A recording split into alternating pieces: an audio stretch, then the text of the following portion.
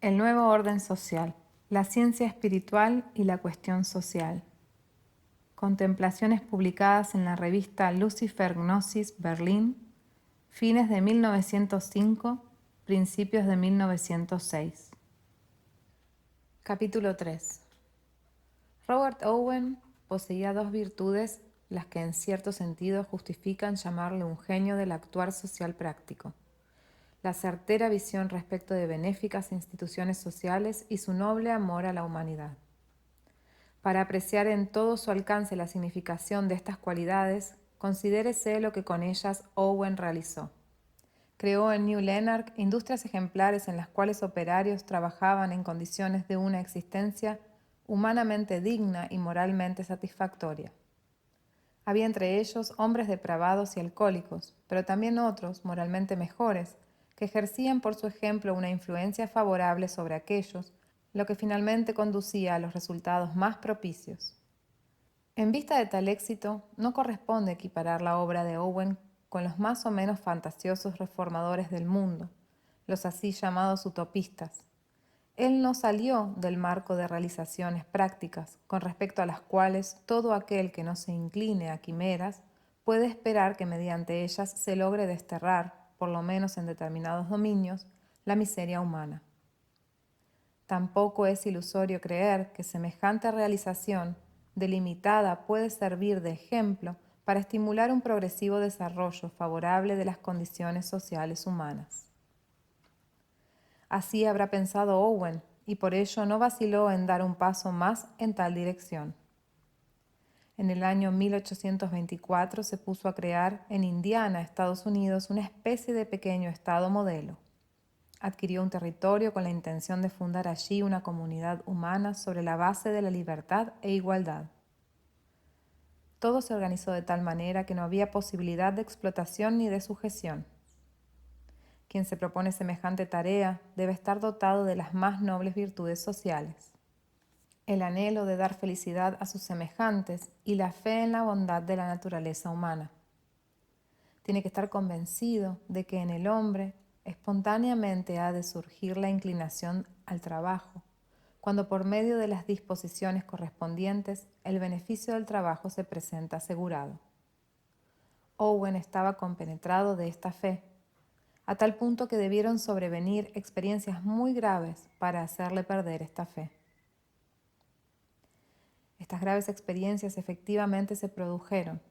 Después de largos y nobles esfuerzos, Owen tuvo que convencerse de que la realización de semejantes colonias infaliblemente ha de conducir al fracaso, si previamente no se logra la transformación de las costumbres y de la moral en general, y que da mejor resultado ejercer influencia sobre la humanidad por la vía teórica que por la de la práctica. A tal convencimiento fue conducido este reformador social por el hecho de que no faltaron los que rehuían el trabajo, tratando de traspasarlo a los demás, y debido a ello surgieron enemistades, peleas y finalmente la bancarrota de la colonia. Lo experimentado por Owen es útil para todos aquellos que realmente quieren aprender, pues de toda clase de organizaciones que para el bien de la humanidad son ideadas y creadas artificialmente, puede conducirnos a crear el fecundo trabajo social que verdaderamente cuenta con la realidad de la vida. Por sus experiencias, Owen tuvo que desilusionarse radicalmente de su creencia, que la causa de toda miseria humana provenga de las malas condiciones e instituciones en que la humanidad vive, y que lo positivo y bueno de la naturaleza humana espontáneamente se suscitará al mejorarse dichas condiciones. Owen tuvo que convencerse de que no es posible mantener las buenas estructuras a menos que los hombres, por su íntima naturaleza y sincero afecto a las mismas, se inclinen a preservarlas. Ahora bien, podría pensarse que, antes de crear semejantes estructuras, sería necesario dar a los hombres la debida preparación teórica, haciéndoles comprender en tal caso lo justo y la utilidad práctica de las medidas a tomar.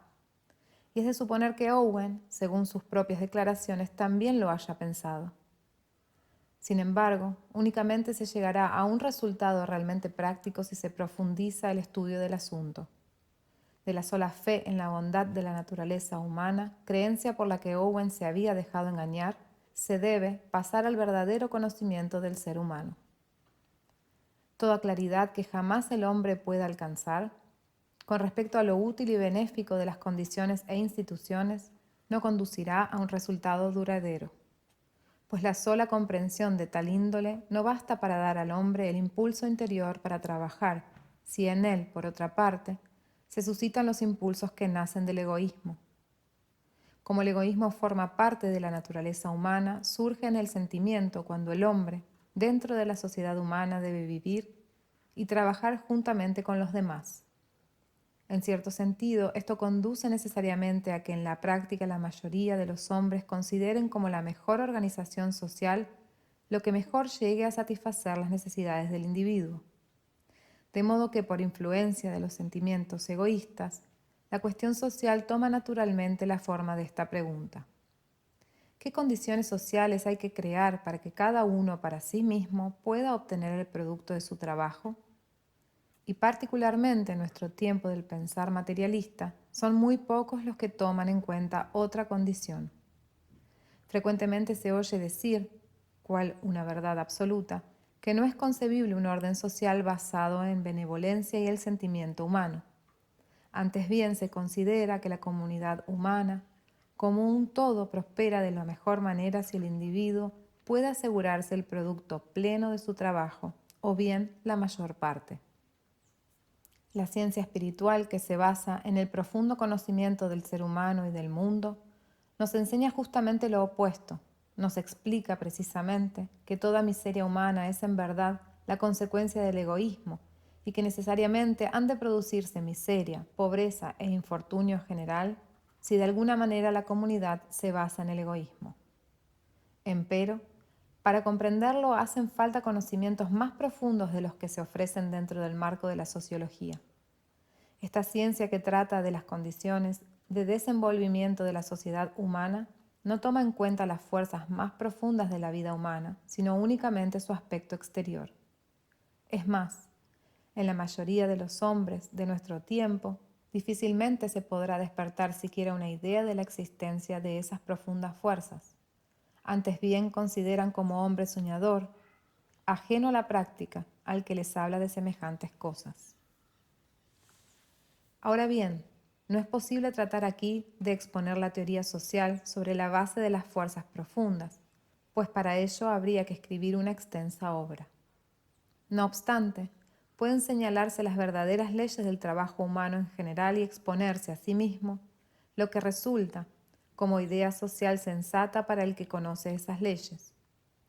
La plena comprensión de este asunto solo la alcanzará quien adquiera una concepción del mundo científico espiritual. No es posible proporcionarla a través de un solo artículo sobre la cuestión social. Solo puede proyectarse sobre este problema una luz desde el punto de vista de la ciencia espiritual. Es de esperar que haya personas que instintivamente comprendan lo que en pocas palabras pasamos a expresar y que no es posible exponer extensamente. La ley fundamental que la ciencia espiritual revela es la siguiente: el bienestar de toda una comunidad de personas que en ella trabajan será tanto mayor cuanto menos cada uno requiera para sí mismo el producto de su trabajo, es decir, cuanto más de este producto él ceda a sus semejantes y cuanto más sus propias necesidades se satisfagan, no de su propio trabajo, sino del de los demás. Toda estructura dentro de una comunidad de personas que esté en contraste con esta ley necesariamente producirá con el tiempo en alguna parte miseria e indigencia. Esta ley fundamental rige para la vida social con la misma necesidad y exclusividad que para un determinado campo de fuerzas naturales rige la respectiva ley de la naturaleza. Pero no basta con que se reconozca esta ley como una ley general de índole moral, o que ella simplemente se convierta en el sentimiento de que cada uno debiera trabajar al servicio de sus semejantes. En la realidad de la vida, dicha ley rige como debe regir, únicamente si una comunidad humana llega a crear una estructura social en la que jamás nadie pueda disponer para sí mismo del fruto de su propio trabajo, sino que en lo posible el total de este fruto redunde en provecho de la comunidad como un todo. Cada uno, a su vez, deberá recibir su sostén por el trabajo de sus semejantes. Lo que importa, pues, reside en que el trabajo para los demás y el adquirir un determinado ingreso sean dos cosas distintas, separadas totalmente la una de la otra. Naturalmente, el representante de la ciencia espiritual sabe que los que a sí mismos se tienen por hombres prácticos tienden a ridiculizar tal monstruoso idealismo. No obstante, es cierto que la referida ley es más práctica que ley alguna que jamás haya sido ideada por los prácticos o establecida en la realidad.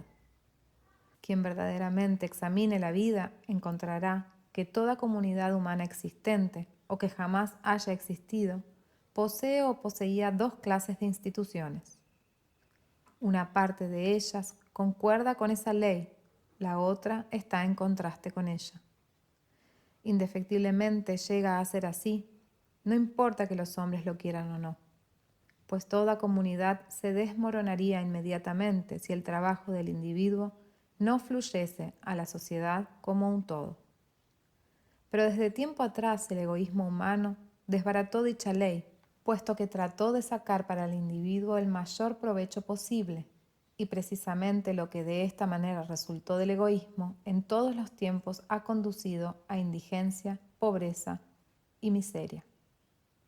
Esto realmente significa que siempre resultará contraria a lo práctico aquella parte de las instituciones humanas que los prácticos llevan a cabo de modo tal que se toma en cuenta o el egoísmo propio o el de los demás. Naturalmente no basta con que semejante ley se comprenda, sino que la realidad práctica comienza con la pregunta: ¿cómo puede realizarse lo que ella expresa? Se entiende que esta ley no dice nada menos que lo siguiente: el bienestar humano es tanto mayor cuanto menos rige el egoísmo. Quiere decir que para traducir esa ley en realidad es preciso que haya hombres que logren superar el egoísmo, lo que prácticamente no es posible si la medida de bienestar del individuo se determina por su trabajo. Quien trabaja para sí mismo necesariamente llegará a recaer en el egoísmo. Solo podrá convertirse en trabajador sin egoísmo el que enteramente trabaje para los demás. Pero para realizarlo existe una condición previa. Cuando uno ha de trabajar para otro, es preciso decirse que en este otro haya un motivo para tal trabajo.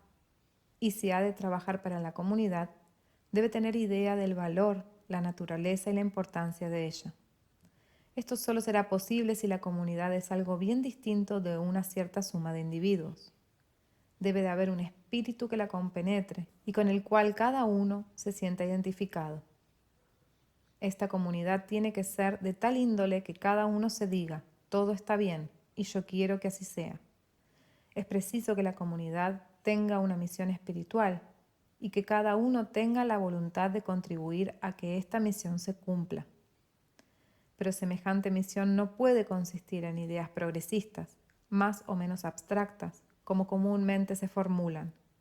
Donde éstas rigen, existirá el trabajo del individuo o de grupos de personas, cada parte en su lugar, sin alcanzar de ver lo útil de su trabajo, fuera del interés propio o de lo vinculado con éste.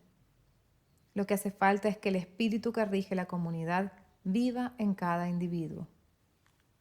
En todos los tiempos, únicamente hubo prosperidad donde de alguna manera se realizó semejante vida de espíritu de comunidad. Cada ciudadano de las ciudades de la antigua Grecia, como asimismo el de la ciudad libre del medioevo, tenían siquiera un vago sentimiento de tal espíritu de la comunidad. No corresponde objetar que, por ejemplo, la organización de la antigua Grecia solo pudo hacerse porque se disponía de una legión de esclavos que hacían el trabajo para el ciudadano libre, incitados por la superioridad del amo, no por el espíritu de la comunidad. Este ejemplo solo nos enseña que la vida humana obedece a las leyes de la evolución. En nuestro tiempo, la humanidad ha llegado a un nivel evolutivo en que ya no es posible resolver del mismo modo que en la antigua Grecia la organización de la sociedad. Incluso el griego más noble consideraba la esclavitud no como una injusticia, sino como necesidad de la vida humana. Por la misma razón, el gran Platón pudo sentar el ideal de un Estado en que el espíritu de la comunidad llega a realizarse por el hecho de que los pocos entendidos obliguen a efectuar el trabajo a los que forman la mayoría. En cambio, la misión del presente consiste en crear condiciones de la vida humana en que cada uno, guiado por el impulso más íntimo de su ser, llegue a trabajar para la comunidad. De lo expuesto se infiere que no hay que pensar en una solución definitiva del problema social, sino únicamente en orientar los pensamientos y el actuar, tomando en consideración las necesidades inmediatas del presente. Nadie podrá como individuo formarse o llevar a la realidad una teoría que resuelva el problema social, pues para hacerlo debería tener el poder de obligar a una cantidad de personas a trabajar dentro de las condiciones por él creadas. No cabe duda, si Owen hubiera tenido el poder o la voluntad de obligar compulsivamente a todas las personas de su colonia a hacer el trabajo que a cada uno correspondía, habría llegado a un buen fin. Pero en nuestro tiempo no puede tratarse, de modo alguno, de semejante coerción. Antes bien, debe hacerse posible que cada uno haga voluntariamente el trabajo para el cual tiene vocación, de acuerdo con sus fuerzas y capacidades. Por consiguiente, de ningún modo puede tratarse de que, en sentido de los citados pensamientos de Owen, se influya sobre los hombres en sentido teórico, proporcionándoles meramente una idea acerca de qué condiciones económicas habría que establecer para el bien de todos. Una teoría económica abstracta jamás puede ejercer fuerza alguna contra las potencias del egoísmo. Por cierto tiempo, semejante teoría podrá provocar el entusiasmo de las masas con apariencia de idealismo, el que, sin embargo, no puede conducir a resultados definitivos. Pues, quien impregna tal teoría al pensar de la gente, sin darle a la vez valores realmente espirituales, actúa en contra del verdadero sentido de la evolución humana. No será posible resolver el problema sino por una concepción del mundo de carácter espiritual, una concepción que por su propia característica penetre en el pensar, el sentir, la voluntad, o sea, en toda el alma del hombre. La fe de Owen en la fuerza de las virtudes humanas no es acertada, sino parcialmente. Por otra parte, es una de las peores ilusiones. Tiene razón en cuanto que, en todo hombre, ocultamente existe un yo superior al que se puede despertar. Pero de su estado latente, este yo superior no puede despertarse, sino por una concepción del mundo que posea las citadas virtudes. Con hombres de tal concepción, la comunidad prosperará favorablemente dentro de las condiciones como Owen las había concebido. En cambio, con hombres que no posean esta concepción sucederá que tarde o temprano lo benéfico de las instituciones necesariamente ha de convertirse en perjudicial, puesto que donde no existe una concepción del mundo de orientación espiritual, resultará que precisamente las instituciones que hacen prosperar el bienestar material también han de conducir a acrecentar el egoísmo y por consiguiente a producir indigencia, miseria y pobreza. En el sentido propio de la palabra es correcto decir que si bien se beneficia al individuo dándole meramente lo que necesita para vivir, solo será posible darlo a la comunidad si se procura proporcionarle una concepción del mundo. Tampoco conduciría a buen fin si dentro de la comunidad se diera pan a cada uno, individualmente, ya que después de algún tiempo lo mismo se llegaría a que muchos quedarán sin pan. Ciertamente reconocer estos principios hace perder sus ilusiones a cierta gente que quisiera considerarse bienhechora social, pues en tal caso se torna bastante difícil trabajar para el bien general, tanto más cuanto ciertas condiciones obligarán a contentarse, paso a paso, con pequeños resultados parciales. La mayor parte de lo que actualmente los partidos políticos presentan como solución del problema social pierde su valor, se reduce a ilusión y palabras vacías, falto de verdadero conocimiento de la vida humana. Ningún parlamento, ni sistema democrático, ni acción política tendrán, juzgándolo profundamente, importancia alguna, a menos que consideren la ley especificada más arriba. Es absolutamente ilusorio pensar que, por ejemplo, diputados de algún parlamento puedan contribuir en algo para el bienestar de la humanidad, si su acción no se organiza en sentido de la ley social fundamental. Donde quiera que se tome en consideración o que alguien actúe en sentido de esta ley en la medida que le sea posible, en el lugar donde dentro de la comunidad humana le toque desempeñarse, se obtendrá buen resultado, aunque en cada caso sea en mínimo grado. El benéfico progreso social necesariamente se compone de la suma de los distintos logros que de tal manera se alcancen, pero también puede haber casos aislados de grupos mayores de personas que poseen la idoneidad que les permite alcanzar resultados de cierta importancia. Efectivamente, ya existen determinadas comunidades humanas con predisposición de tal característica, comunidades con cuya ayuda será posible que la humanidad llegue a dar un primer paso en el desarrollo social. La ciencia espiritual tiene conocimiento de que semejantes comunidades existen, pero considera que no se debe hablar públicamente de tal asunto. También habría posibilidades para ir preparando a mayor cantidad de hombres para dar, dentro de un tiempo no muy lejano, semejante paso de desarrollo social. Aparte de todo lo expuesto, cada uno individualmente puede actuar dentro de sus propias esferas en sentido de dicha ley. En el mundo no existe posición social alguna, por insignificante o prestigiosa que pueda parecer, dentro de la cual no fuese posible hacerlo.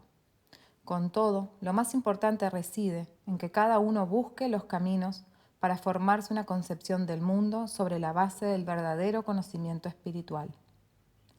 La ciencia espiritual de orientación antroposófica conducirá a tal concepción para todos los hombres, si realmente llega a desenvolverse de acuerdo a su contenido y sus posibilidades. Ella nos hace saber que no es por casualidad que una persona haya nacido en un determinado lugar y en su tiempo, sino que esto ha sido por necesidad resultante de la ley de causalidad espiritual, el karma. Tal persona comprenderá que un bien fundado destino le ha colocado dentro de la comunidad humana en que le incumbe obrar.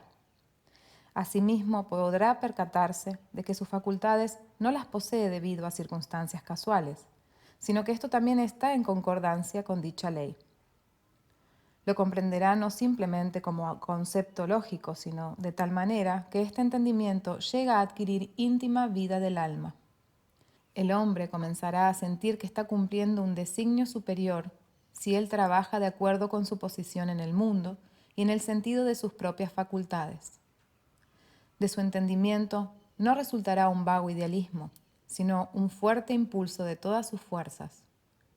Y el actuar de tal manera le será tan natural como lo es, en otro sentido, el alimentarse. Además, comprenderá el porqué de la existencia de la comunidad humana, a que él pertenece, y cómo ésta se relaciona con otras comunidades. Las individualidades de las distintas comunidades en su conjunto representarán la bien definida imagen espiritual de la misión común a todo el género humano, e incluso llegará a comprender el sentido de la evolución de toda la existencia terrenal. Solo podrían dudar de lo eficiente de la referida concepción del mundo quienes se resistan a tomarla en consideración. Es cierto que actualmente son pocos los que se inclinan hacia ella. No obstante, llegará el tiempo en que la genuina concepción científico-espiritual se extenderá ampliamente.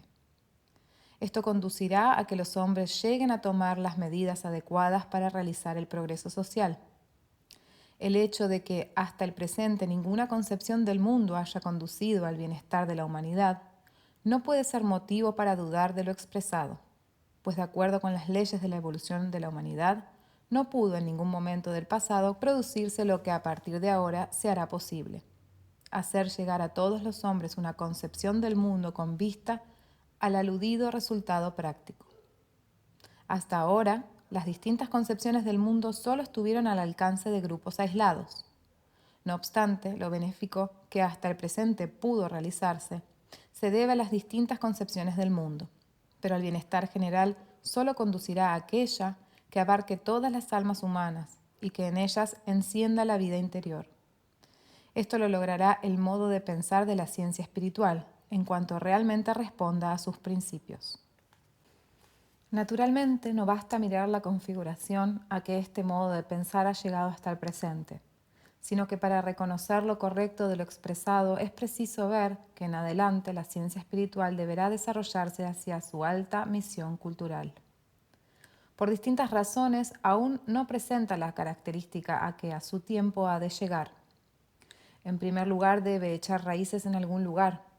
Debe dirigirse a un determinado núcleo de personas, núcleo que está constituido por los hombres que por lo específico de su desarrollo buscan la solución de los profundos problemas del mundo y que por su preformación cultural ofrecen las condiciones para la debida comprensión y colaboración.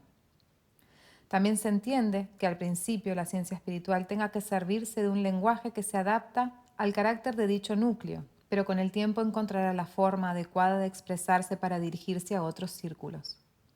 Únicamente quien insista en que todo debe darse en forma rígida e inalterable, ha de creer que la actual forma de expresarse fuese definitiva e incluso la única posible. La ciencia espiritual tiene que desenvolverse lentamente, precisamente porque no puede limitarse a la exposición teórica o a satisfacer la mera curiosidad. El aspecto práctico del progreso de la humanidad forma parte de sus designios, pero para lograr tal progreso deberá, ante todo, crear las condiciones pertinentes. Y esto no será posible sino por la paulatina conquista de las almas humanas. Únicamente si los hombres lo quieren, el mundo progresará. Y el prerequisito para despertar tal voluntad consiste en el íntimo trabajo espiritual anímico de cada uno, trabajo que no podrá realizarse sino paso a paso. De otro modo, incluso la ciencia espiritual llegaría a nada positivo en el campo social, sino únicamente a lo utópico. Próximamente expondremos otros pormenores. Nota al pie. Por los motivos expresados en la introducción, Rudolf Steiner tuvo que desistir en aquel momento de proseguir estas contemplaciones. Nota del traductor.